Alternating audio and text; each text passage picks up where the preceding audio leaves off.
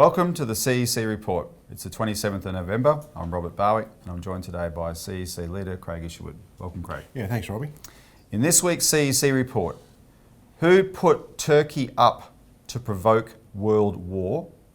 And Prince Charles uses climate change fraud to cover for his terrorism and war. So, Craig, before we begin though, I just want to make mention that we've got sad news that a really great individual, John Morgan, passed away last week on the 18th of November. Now, John is someone we've cited here on this program before. He is the forensic investigator who spent the last 10 years of his life investigating the death of Princess Diana. And we did a little article about him in our last New Citizen newspaper. The CEC salutes a true hero because we knew this was coming. People need to read John's work.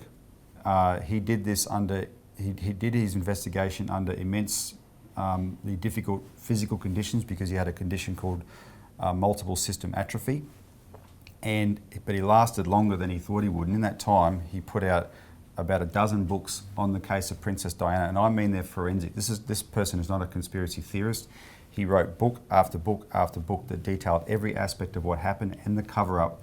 And he said when he got to his fifth book, he realised that the Queen ordered this, right? But he did a lot of work before he established that.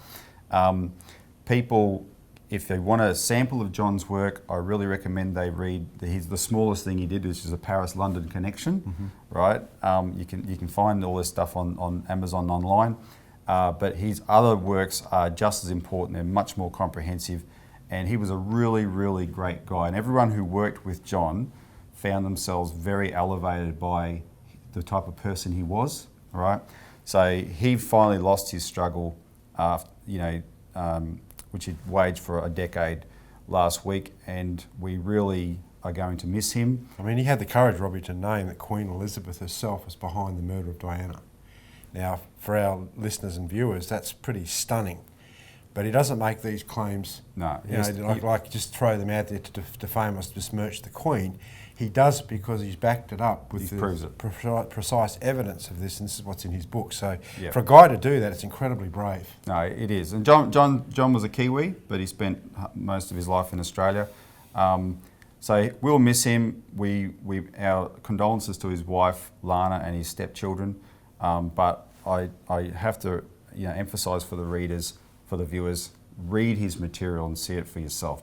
And you can call in to get some of the work that we did on him, where we summarised his work in some of our own articles. If you want, you can call in and get those from the CEC, including a copy of this latest paper where we do a tribute for him. Sometime in the near future, Craig, we will do a more significant tribute for John, but I just wanted to say that before we get started today. All right, so now onto a very serious matter that's just happened. Who put Turkey up to provoke world war? And if you haven't had your head under a rock, you'd know that on the 24th of November at 9:30 a.m, Turkey shot down a Russian bomber, which it claims, the conflicting stories of course, it claims the Russian bomber was in Turkish airspace. The Russians say they weren't in Turkish airspace. It claims the Russian bomber was in Turkish airspace for 17 seconds, yet it also claims that it gave 10 warnings in 5 minutes, and it also claims that in that 17 seconds it had the time to scramble these F-16 fighter jets and go and shoot it down. There's a lot wrong with Turkey's story. What the Turks don't claim, Craig, and this is an important thing, because you forget he said, she said, the Turks don't claim that the Russian bomber was there to attack Turkey. They know it wasn't, right? So there's no justification for what Turkey did. Now, Vladimir Putin has called it a stab in the back, because why is Russia in Syria in the first place? They're there to defeat ISIS, right? Turkey's actions proved to Putin it was a stab in the back, because Turkey did not, after this happened, Turkey did not communicate with Russia, but they immediately called NATO for an emergency meeting. And NATO backed up its alliance member in an official communique and didn't even offer condolences to Russia for what happened.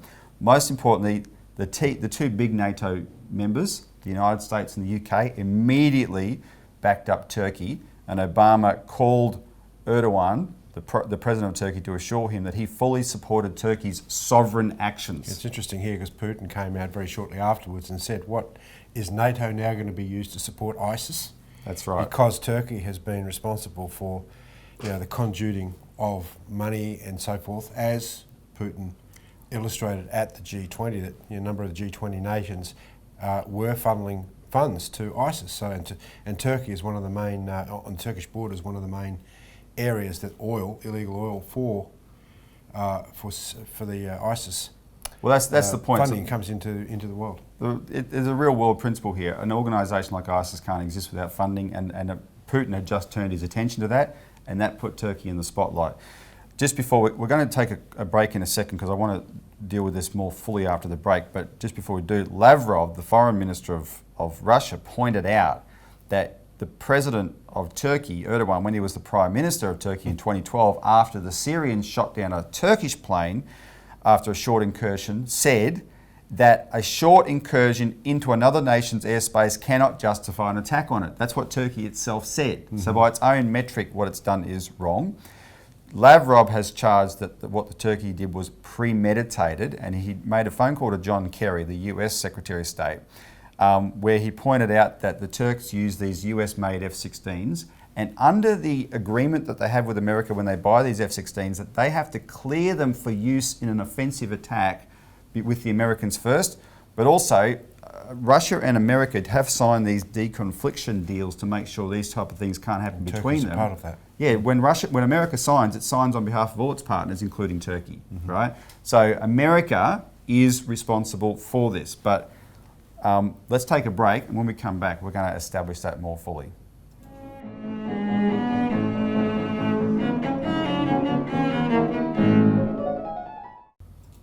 Welcome back to the CEC Report, where we're discussing who put Turkey up to provoke world war. So this incident has happened, Craig. The Turks have shot down this Russian jet. What we want to do now is we're going to go through a timeline, and this is going to take a little while, because we want to. It's a timeline of the relevant things that happened in the lead up to this, but we're going to start quite a fair way back, right? And the timeline will start in 1989. And what you're going to see on the screen is a map of NATO in 1989. Now, NATO is a North Atlantic Treaty Organisation, right? And it was a defensive pact against the Soviet Union, right, by the European countries and the United States. Can I just say, Robbie, this is a period of time. What you're going to go through is actually what's taken place. But in 1988, Lyndon LaRouche and Helga Zepp LaRouche put up this concept of what was known as a productive triangle. This was to take this tremendous event that had taken place in the 1980, the fall of the wall, the Berlin Wall, and say, okay, well, let's now have a consolidated Europe. Let's have a partnership between Europe and Russia.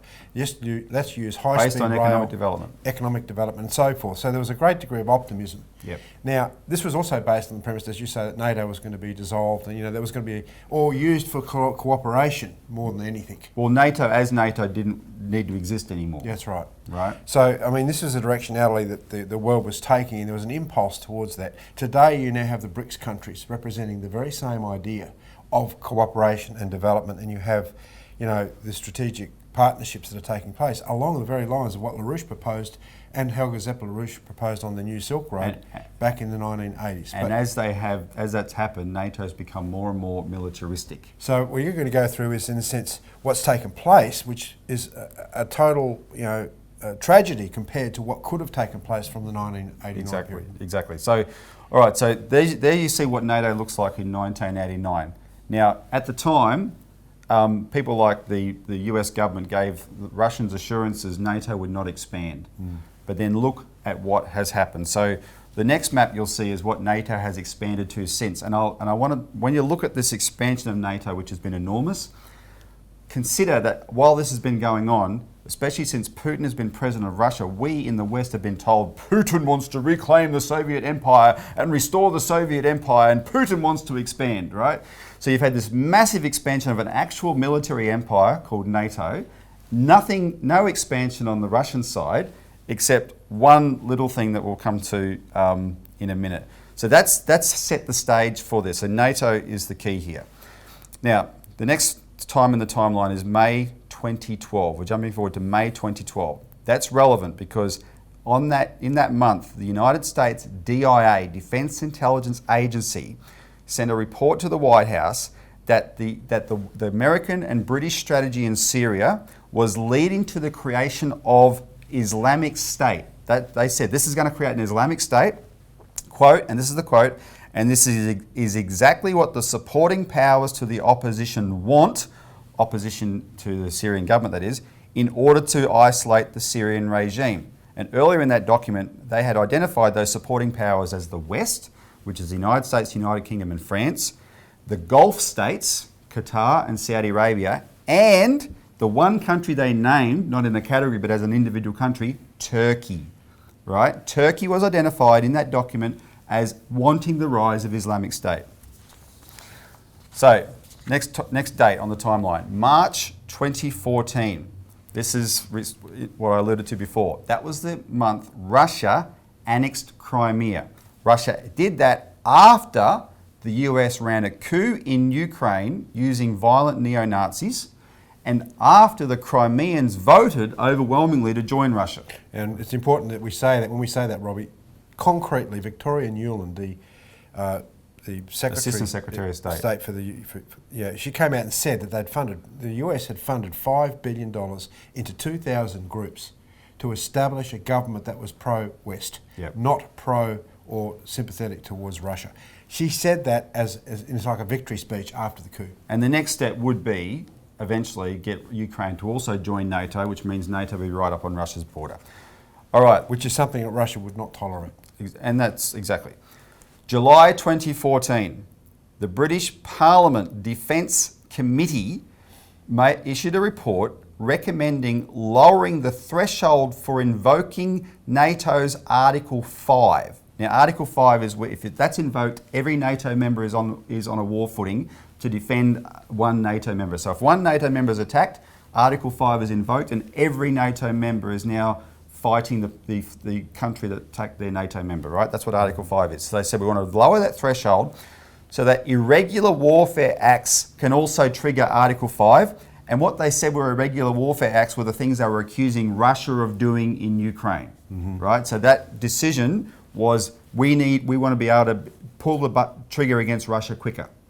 That's what they wanted to do in July 2014.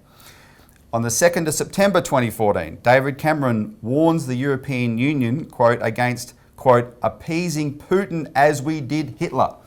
So all the expansion's been on the NATO side, one little bit of expansion on the Russian side. All of a sudden he's Hitler and we're appeasing him. And quickly, Robbie, Putin has taken with Russia a huge lead this year in the formation of the BRICS, Brazil, Russia, India, China and South Africa, which has created a completely new financial economic model for the world, which is challenging the collapsing transatlantic system. So as you're talking about all this military build-up, I want to remind people that we still have a global financial disintegration underway, a massive debt bubble of derivatives.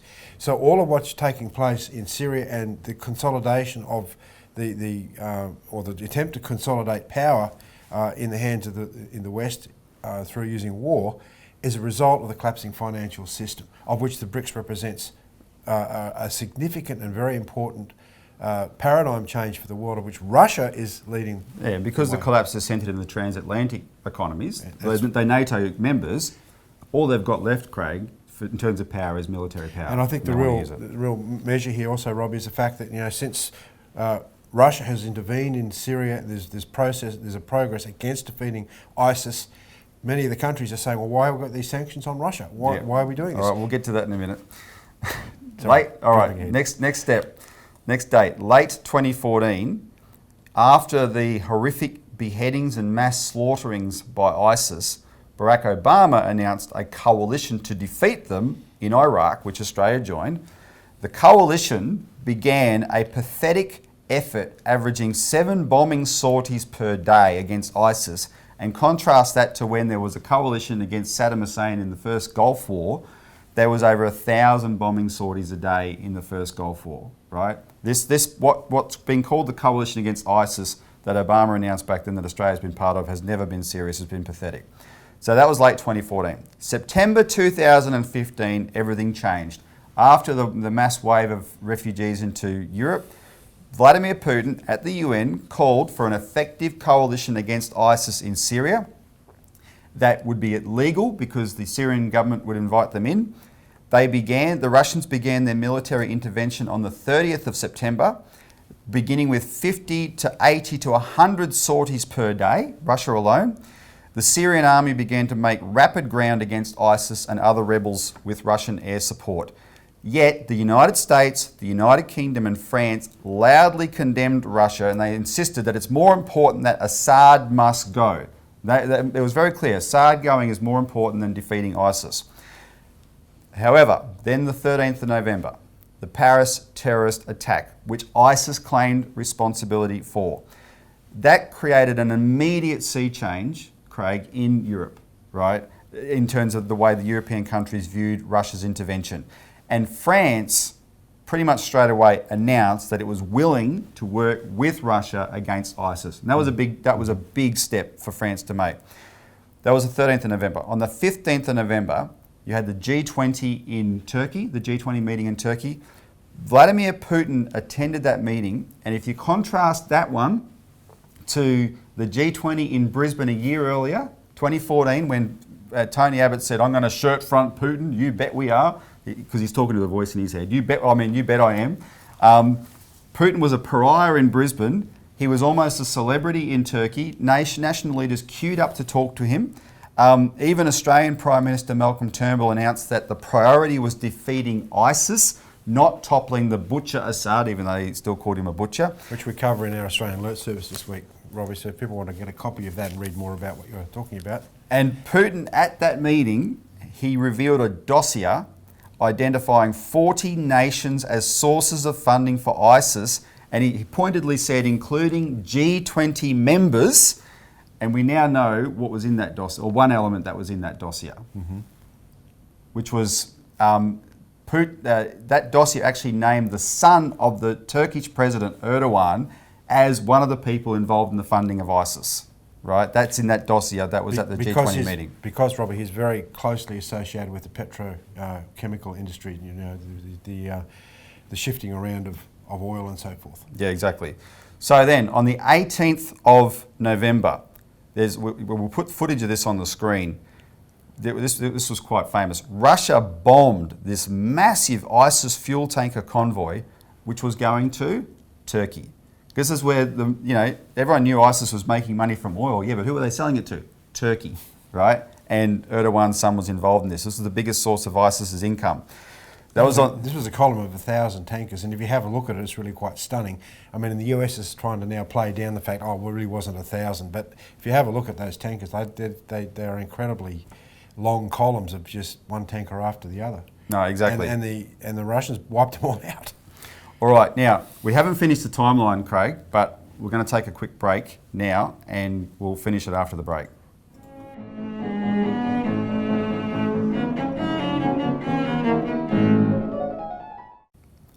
Welcome back to the CEC Report, where we're discussing who put up Turkey to provoke world war. And Craig, before the break, we're going through a detailed timeline. We got up to the 18th of November, which was when Russia bombed this massive convoy of fuel tankers from ISIS going into Turkey to be sold to Turkey, which is where ISIS gets its money from. On the 19th of November, this was one of the first signs of the American-British pushback against Russia, right? This turnaround in attitude to Russia. There was a Berlin Security Conference at which NATO Deputy Secretary General Alexander Verschbau and US Assistant Secretary of State Victoria Nuland, who you mentioned before, they both slammed Russia's intervention in Syria, lying that Russia's only interest is in keeping the Assad regime in power, and they made a big deal about saying Russia still presents a threat of aggression against Eastern European nations and NATO. And this guy Verschbau said, quote, "Since our summit in Wales last year," which is what this British Defence Committee report about, stepping up NATO's willingness to attack Russia. "Since our summit in Wales last year, allies have been busy implementing the biggest increase in NATO's collective defence since the Cold War, called the Readiness Action Plan. This has strengthened our ability to respond with great speed and tremendous power to any kind of attack, threatened or actual, from any point on the compass. But he didn't talk about terrorism being one of those kinds of attacks, interestingly enough, which is what everyone else was focused on. On the 22nd of November, Barack Obama called Hollande, the president of France, to pressure him to agree to extend the European Union's sanctions on Russia over Ukraine. So here's the European Unions now all want to work with Russia to defeat ISIS, which they feel threatened by. And Obama gets in there and muscles Hollande, you've got to keep the sanctions on Russia over this thing, because of course they would be inclined to drop those sanctions, right?